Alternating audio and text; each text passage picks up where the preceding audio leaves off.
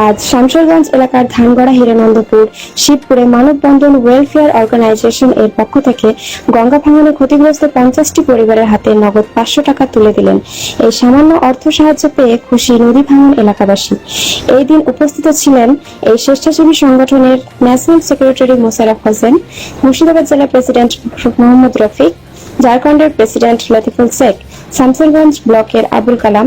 ধানগড়া থেকে ফারুক শেখের report, তুলিয়ান TV.